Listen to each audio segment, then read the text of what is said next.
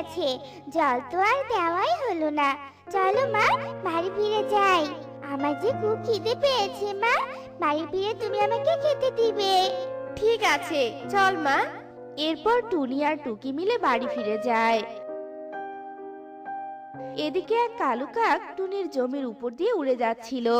টুনির জমিতে বড় একটা গাছ দেখে কালু নিচে নেমে আসে আর বলতে থাকে, এ কি, টুনির জমিতে এত বড় গাছ কোথা থেকে এলো? আমি তো কালকেই দেখলাম টুনি তার জমিতে কিছুই লাগায়নি এবার। তাহলে এই গাছ এলো কি করে? ব্যাপারটা তো একটু রহস্যময় মনে হচ্ছে আমার। যাই তো, গিয়ে টুনির কাছে শুনে আসি এত বড় গাছের ঘটনাটা। এরপর কালু উড়ে উড়ে টুনির কাছে যায়।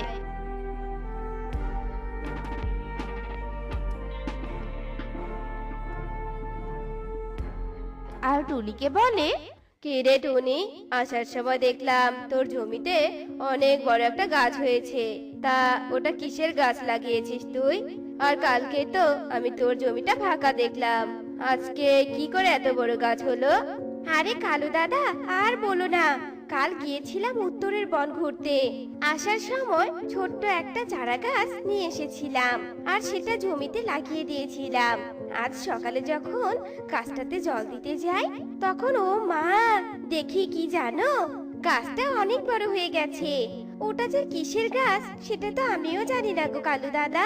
টুনির কথা শুনে কালু মনে মনে ভাবে, এক রাতে কোনো সাধারণ গাছ তো এত বড় হতে পারে না। নিশ্চয় এটা কোনো জাদুই গাছ। আমাকে তো তাহলে এই গাছের প্রতি নজর রাখতেই হচ্ছে। কি হলো কালু দাদা, এত কি ভাবছো তুমি? আরে না, কিছু ভাবছি না টুনি।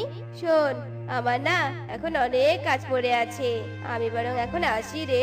পরে না হয় আবার আসবো তোর সাথে গল্প করতে। এই বলে কালু তড়িঘড়ি করে সেখান থেকে চলে যায়। এদিকে টুনি তার বাড়ির কাজে মন দেয়। এভাবেই দেখতে দেখতে রাত হয় আর টুনি টুকিকে নিয়ে ঘুমিয়ে পড়ে।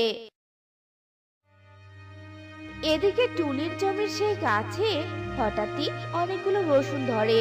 এদিকে সকাল হয়ে যায়।